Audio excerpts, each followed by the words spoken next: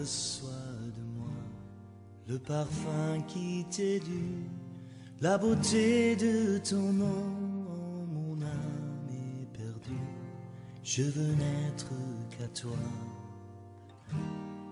Jésus, je t'aime. Reçois du peu que je trouve à donner, tout l'amour que mes yeux. Il y a beaucoup de gens qui sont au service des gens au lieu d'être au service de Dieu. Et tu penses que tu sers Dieu. Dans la vie, fais quelque chose parce que Dieu t'a dit de le faire. Pas pour satisfaire une personne. Rien n'est plus sain que le sang du pardon. Je veux n'être qu'à toi, Jésus mon roi. Bien-aimés, nous vous saluons tous dans le nom puissant et merveilleux de notre Seigneur et Sauveur Jésus-Christ. Nous sommes dans l'émission La Voix du Salut et nous donnons d'abord la parole à notre bien-aimé pour prier et recommander cet instant entre les mains de Dieu. Prions. Seigneur Dieu, nous te rendons grâce pour la vie, la force et l'être que tu nous as accordé. Nous voici devant ta face pour être enseignés et édifiés par toi. Nous voulons, Seigneur Dieu des armées, que tu puisses ouvrir nos oreilles afin que nous puissions comprendre ta pensée. Oins ton serviteur de ton onction afin que, Père de gloire, il puisse nous transmettre ton message au nom de Jésus-Christ de Nazareth. Nous recommandons tout sous ton pouvoir et que toi seul Dieu puisse régner en Seigneur et Maître au nom de Jésus. Nous avons ainsi prié. Amen. Amen. Nous sommes dans l'émission La Voix du Salut. La fois passée, on parlait sur la nécessité de chercher les deux saluts en Jésus-Christ, donc le salut éphémère et le salut éternel. Et nous avons parlé sur la deuxième partie qui était l'impact du salut éphémère sur le salut éternel. L'impact du salut éphémère sur le salut éternel. Nous avons commencé ça et nous poursuivons toujours avec ça. Premièrement, on a parlé sur ce que nous devons savoir. Ce que nous devons savoir, c'est ce que Dieu avait fait. Dieu nous a donné deux fois deux choses, selon ce que nous avons dit. Et selon Proverbe chapitre 3, le verset 16, Dieu nous a donné deux choses, et cela deux fois. Pour aujourd'hui, j'aimerais que nous puissions commencer par la lecture de trois versets qu'on a déjà lus dans les émissions passées et que nous aurons aussi à exploiter ça. Ephésiens chapitre 3, le verset 11, Proverbes chapitre 3, le verset 16 et Romains chapitre 14, le verset 17. Ephésiens chapitre 3, verset 11. Selon le dessein éternel qu'il a mis en exécution par Jésus-Christ notre Seigneur. Proverbe chapitre 3, le verset 16. Proverbe chapitre 3, le verset 16, nous lisons au nom de Jésus. Dans sa droite est une longue vie, dans sa gauche la richesse et la gloire. Amen. Amen. Romains chapitre 14, le verset 17. Romains chapitre 14, verset 17. Car le royaume de Dieu, ce n'est pas le manger et le boire, mais la justice, la paix et la joie par le Saint-Esprit. Amen. Amen. Nous sommes toujours dans l'impact du salut éphémère sur le salut éternel. On a parlé sur ce que nous devons savoir, mais aujourd'hui nous aimerions parler du salut éphémère vers le salut éternel.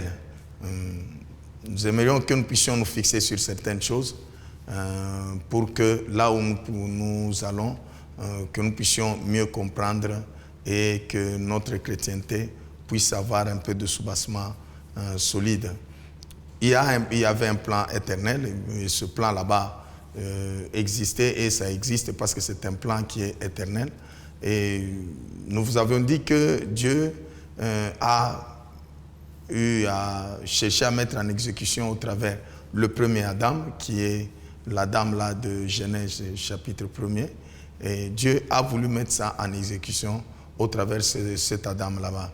Maintenant, en voulant mettre en exécution, Dieu a créé la terre, il a mis tout ce qui était sur la terre à cette époque-là, tout ce que la terre renfermait. et le ciel, et il a créé d'abord l'homme et la femme. Et il leur a donné une mission.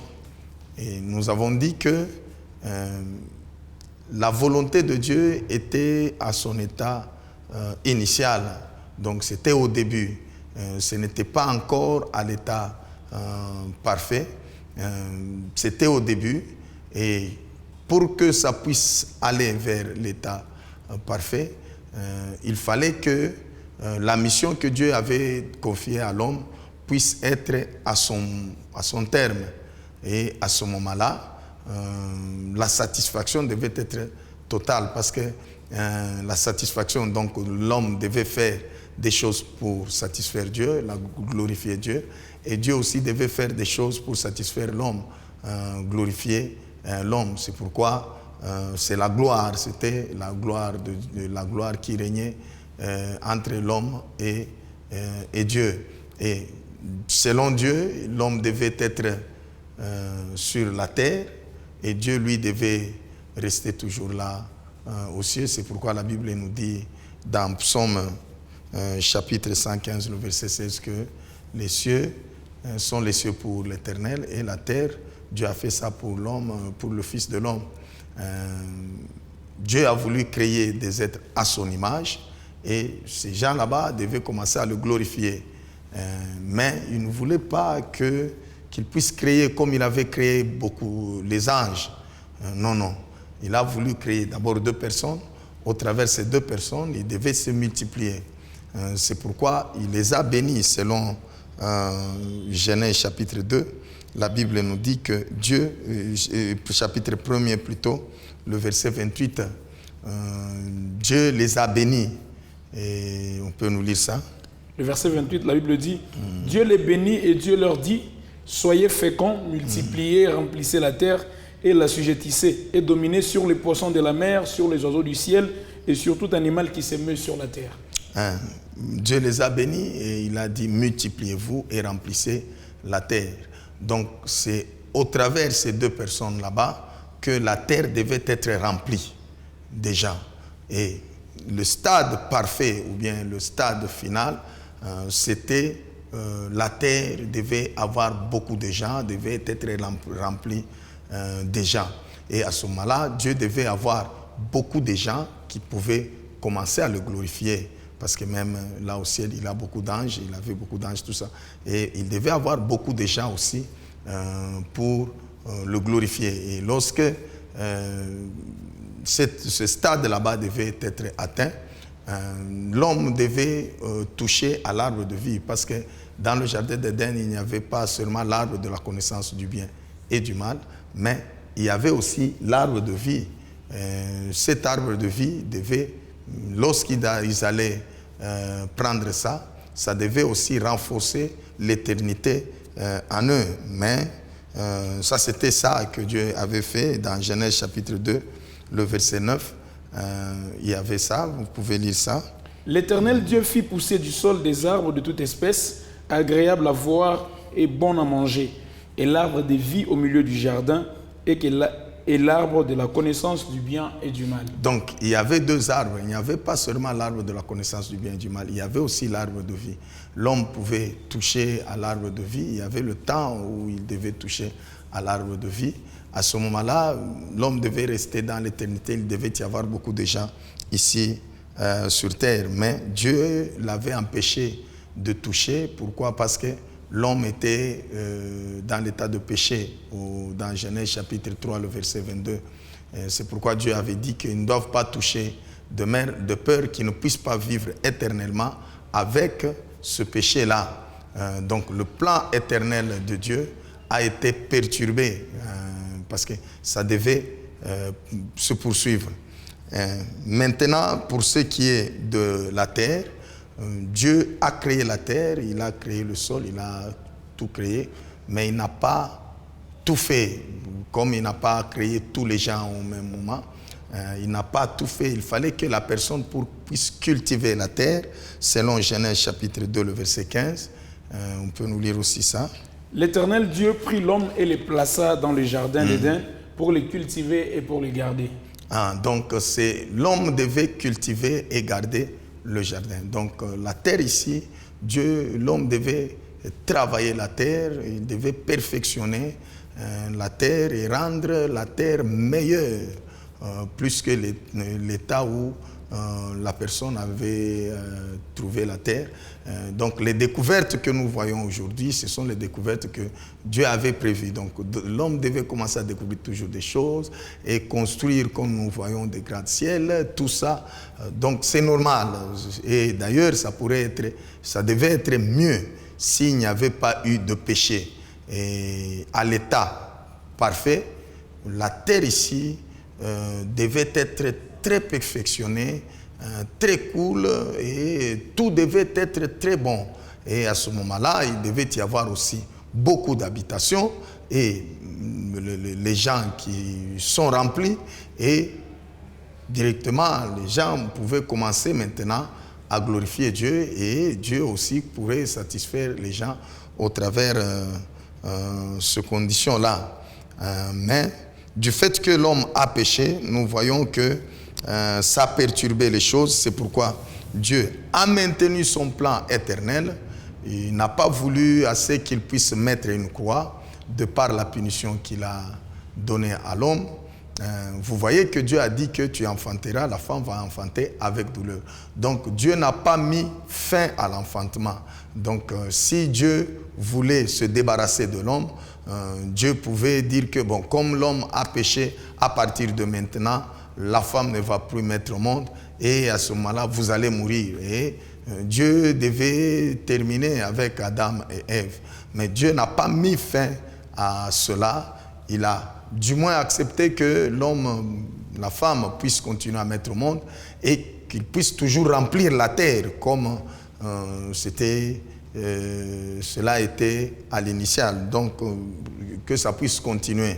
Et Dieu a laissé toujours l'homme travailler la terre. Et il n'a pas dit qu'à partir de maintenant, tu ne vas plus travailler ni perfectionner. Non, non. Dieu l'a laissé, mais quand même la terre a été maudite. Mais il a laissé toujours l'homme en train de travailler.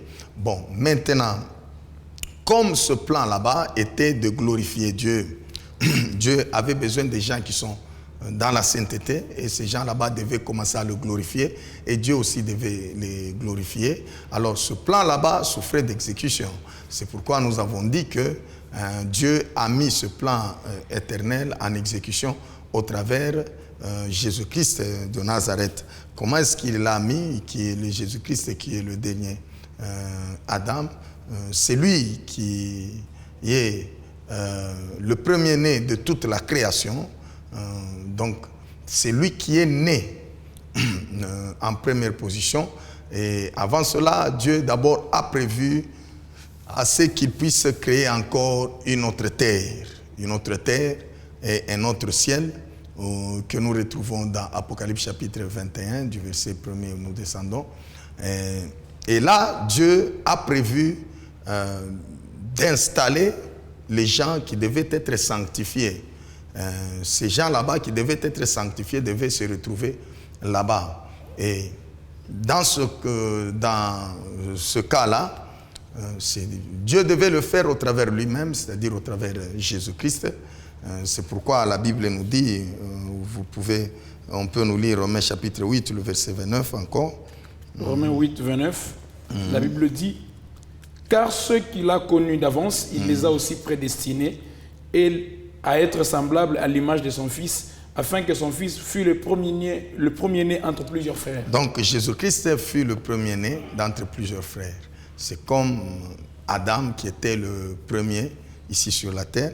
Jésus-Christ était aussi le premier. Maintenant, il fallait avoir une femme comme Adam aussi avait une femme qui était Ève, pour qu'au travers de cette femme-là, Dieu puisse avoir des enfants qui devaient faire partie de cette nouvelle terre-là.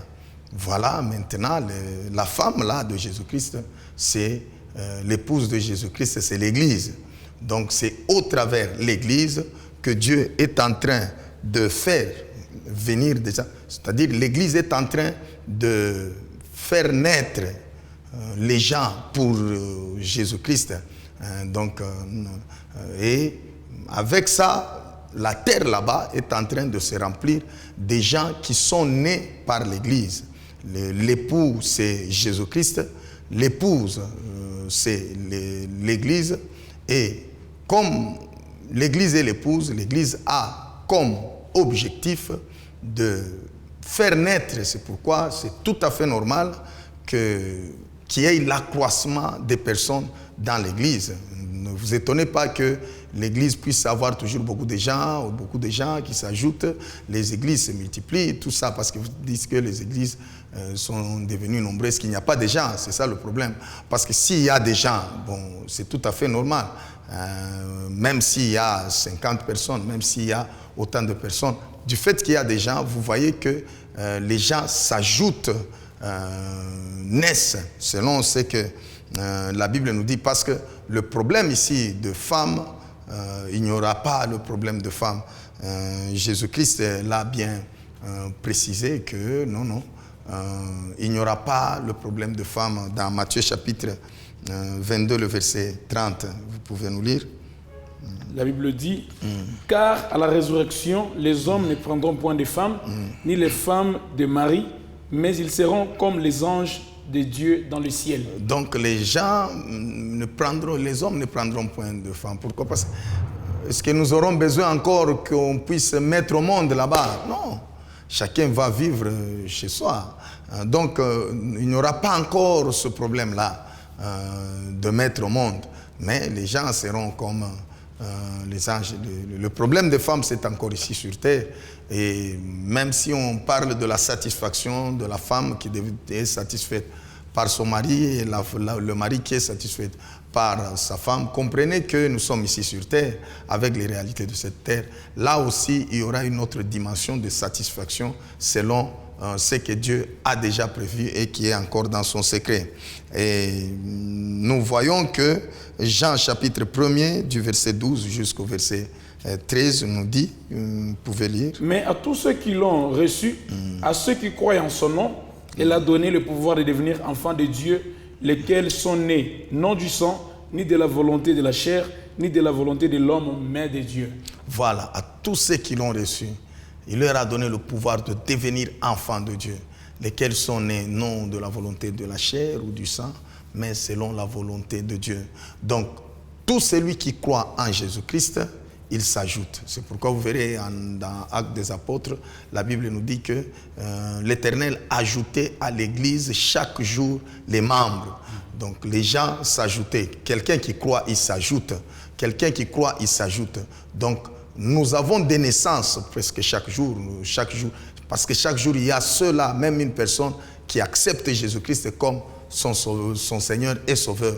Et à ce moment-là, on est en train de remplir la terre là où nous serons installés. Et selon Apocalypse chapitre 6, le verset 11, on peut nous lire. La Bible dit, une robe blanche fut donnée à chacun d'eux et il leur... Commencez par le verset 10. Verset 10. Ils crièrent d'une voix forte en disant, Jacques, jusqu'à quand, Maître saint et véritable, tardes-tu à juger et à tirer vengeance de notre sang sur les habitants de la terre?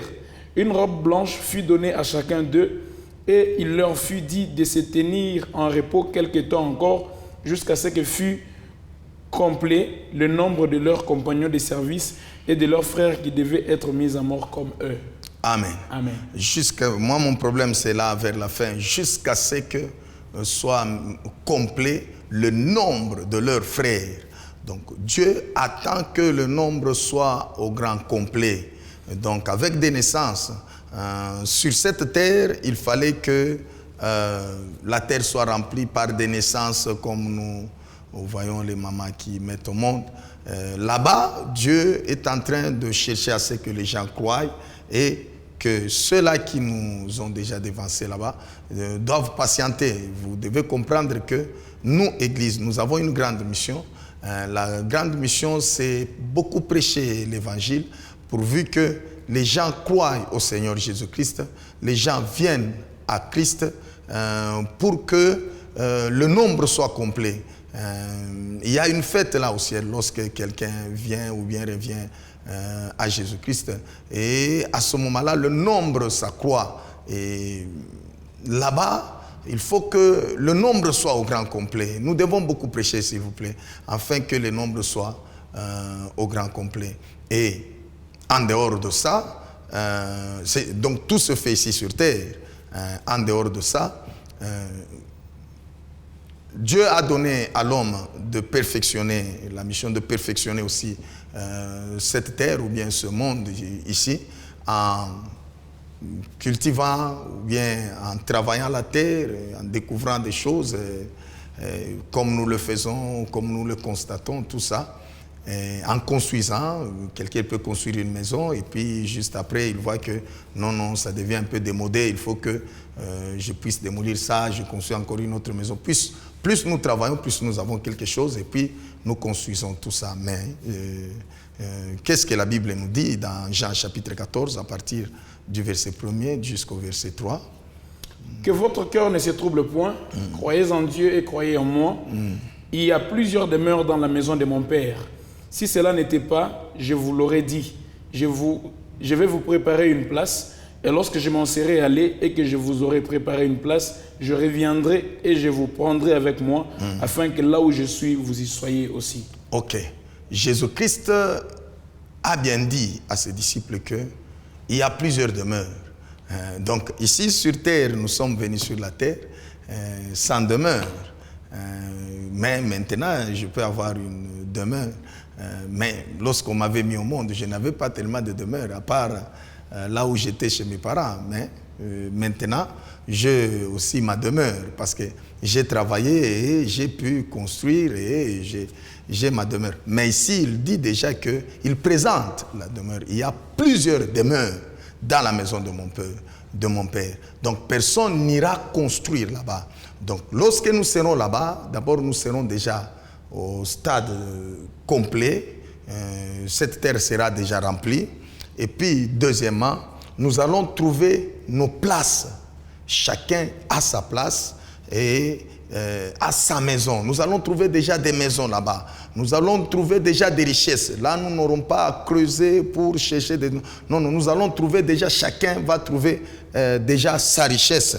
Et la richesse que la personne doit trouver là-bas, c'est ce que nous faisons dans l'église qui va produire la richesse. Là, initialement, il fallait travailler ici sur terre et construire et avoir de biens, de trésors ici sur terre. Mais cette fois-là, c'est lorsque nous nous retrouvons dans l'église, tout celui qui est né de Dieu et qui se retrouve dans l'église, qui commence à servir Dieu, à travailler pour Dieu, automatiquement, en travaillant pour Dieu, il est en train d'investir là au ciel. Il est en train de garantir au moins sa vie là au ciel, son trésor là au ciel. C'est pourquoi la Bible nous dit dans Matthieu chapitre 6, le verset 20 à 21, on peut nous lire. La Bible dit, mais amassez-vous des trésors dans le ciel, où la teigne et la rouille ne détruisent point, et où les voleurs ne percent ni ne dérobent. Vous avez donné même l'exemple du riche. Jésus-Christ lui avait dit de donner aux pauvres afin d'avoir le trésor là au ciel. Donc c'est à partir de ce que nous faisons ici que nous pouvons avoir ou bien nous construire des maisons, avoir une bonne place, avoir de trésors à partir de ce que nous faisons ici. Donc ce que nous faisons ici a d'impact sur notre vie future. Si toi tu es dans l'église et puis tu ne sers pas Dieu, sache que ça va impacter ta richesse là-bas. Vous verrez Paul qui est en train de dire aux gens au travers de Timothée chapitre 4, le verset 8, il dit... La Bible dit, désormais la couronne de justice m'est réservée, le Seigneur, le juste juge, me le donnera dans ces jours-là. Et non seulement à moi, mais encore à tous ceux qui auront aimé son avènement. Voilà, vous voyez qu'il est en train déjà d'envisager sa couronne, parce que même lorsqu'il prêchait, il disait aux gens que vous êtes ma couronne.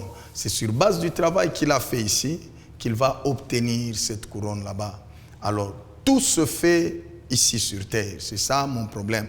Je préfère que nous puissions insister, je préfère insister sur ça avant que nous puissions aller au loin, que tout se fait ici sur terre. C'est pourquoi nous disons que le salut éphémère que nous avons ici peut impacter le salut éternel, c'est-à-dire en partant de ce que nous faisons ici, au travers la bénédiction que nous avons ici, nous pouvons construire là-bas, tout comme nous pouvons nous retrouver là-bas sans demeure. Alors ça, c'est ce que nous devons aussi retenir, qu'en Jésus-Christ, nous sommes là pour travailler aussi. Nous sommes là pour travailler afin que nous puissions investir là au ciel. Et nous pouvons lire Hébreux chapitre 9, le verset 27. La Bible dit: et comme il est réservé aux hommes de mourir une seule fois, après quoi vient le jugement. La Bible dit qu'il est réservé à l'homme de mourir une seule fois, donc nous vivons une seule fois.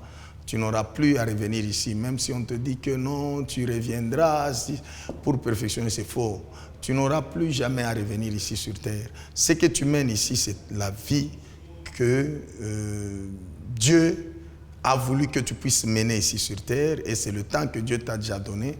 Et si tu meurs, en tout cas, ça sera fini. C'est seulement le jour où tu quittes ce monde ici, ce que tu auras fait ici, c'est ce qui va compter. En dehors de ce que tu n'as pas fait, ne pense pas que en dehors de ta vie ici sur terre, tu peux encore faire quelque chose après. C'est pourquoi nous avons le temps de recevoir Jésus-Christ et nous avons le temps de servir Dieu pour que nous puissions garantir du moins notre vie dans l'au-delà. Voilà un peu ce que nous voulions parler, c'est-à-dire on parlait sur du salut éphémère vers le salut éternel. Comment est-ce que nous avons quitté le salut éphémère ici sur terre, ou bien la vie ici sur terre, pour aller vers la vie dans le siècle à venir. Voilà un peu ce que nous devons retenir jusque-là. Et nous allons maintenant voir comment est-ce que ce que nous faisons ici va impacter et le rôle du diable pour perturber cela. Nous allons prier. Tout celui qui accepte toujours de recevoir Jésus-Christ, toi qui nous écoutes, ou peut-être c'est pour la première fois, nous prêchons Jésus-Christ et Jésus-Christ crucifié. Si tu l'acceptes, tu peux fermer les yeux, on va prier pour toi. Et toi qui as des problèmes, ferme toujours les yeux pour que Dieu te guérisse, Dieu te donne le salut. Prions. Éternel Dieu, nous bénissons ton nom, Seigneur. Nous te glorifions, nous te magnifions. Saisis tout un chacun de nous qui nous a suivis. Donne-lui le salut qu'il veut. Agis dans sa vie et aide-le afin qu'il puisse aussi avoir la vie éternelle au nom de Jésus-Christ. Amen. Amen. Que Dieu nous bénisse. À la prochaine.